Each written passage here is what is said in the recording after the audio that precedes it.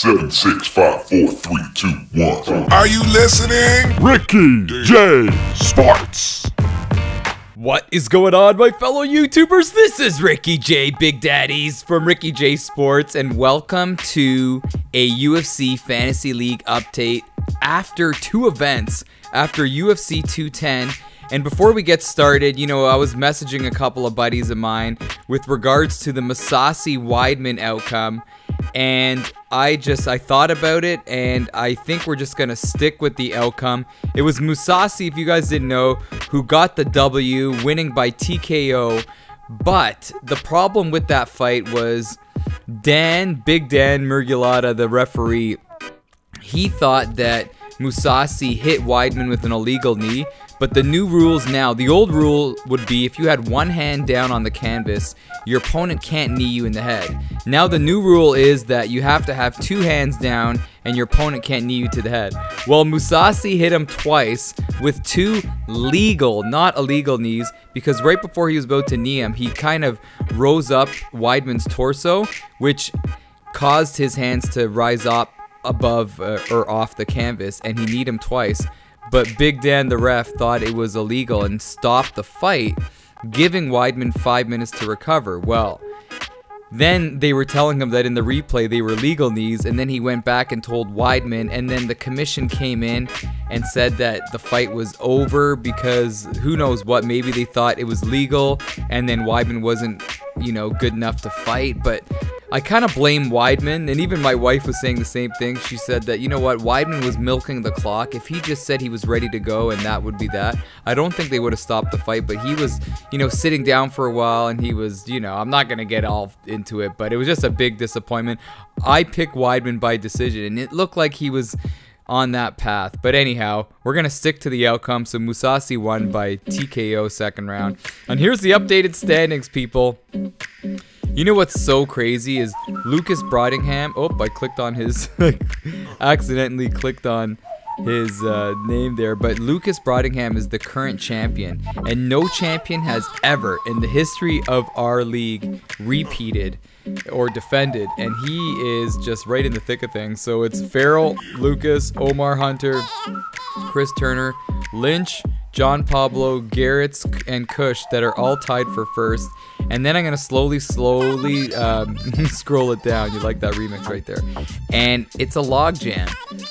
There's guys in the 140s, 130s, 120s, 110s. Everybody is in the thick of things. And that's the beauty of the fantasy league, is that you're never really out of it. And then we also have a lot of people that join the league when they didn't post fights. Well, I don't know. See, with Excel, if you put dash, it doesn't work. Your formula doesn't work. So I had to put zeros here. So the guys in black are the ones that are new. The guys in blue are the ones that did participate in the first event.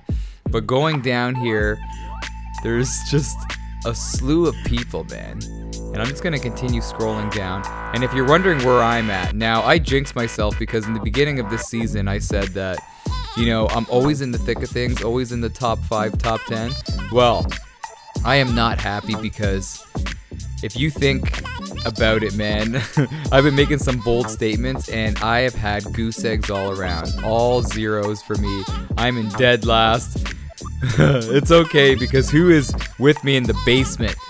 Don't worry, us basement dwellers, we will rise above, because in the next event I want to do the Stipe fight, the Stipe and Junior fight, and that's on I believe May 13th, and there's 5 really good fights that I want to cover, and it'll be the first time that we're ever covering 5 fights, and I think it's a good thing too, because it'll shake up the whole league, and maybe some guys that are out of it like myself will have an opportunity to get back into it. So I'm thinking for the 13th card, we're gonna do 5 fights. You have the Jędrzejczyk fight, you got the Stipe fight, you know, you also have Damian Maia and Masvidal fight. I like the, you know what fight, here, where am I here? Did I pass myself? Let me just check for myself real quick. There I am, right there, Ricky J, baby.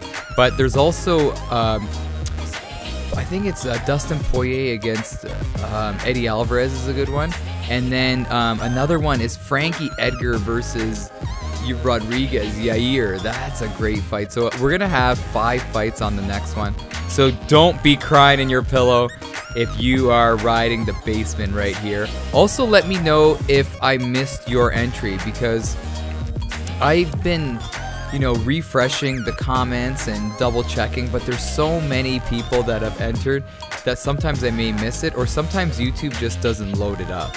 So let me know if I missed it. Let me know if I, you know, miscalculated it. Also, for the future events, if your comment says edited, I'm not going to count it. So make sure that when you post your prediction, don't edit it. If you're going to change your pick before the event, just delete your old one and then post a new one. All right, people, we are right in the thick of things. I can't wait for the next UFC event. I'm not going to do those small UFC shows that are coming up. I just feel like they're not really an event that's going to get us all hyped up and pumped up and ready to go. So we're going to wait until UFC 211, and hopefully I can make my epic comeback with all my basement dwellers at the bottom of this list. For all you basement dwellers, give me a shout out, man, if you're sporting the 0 in this league, man. But that's okay. It's all in good fun. All right, people. Anyhow, thanks for stopping by. Hope you guys really enjoyed the updated standings. Have a great week. And you are awesome.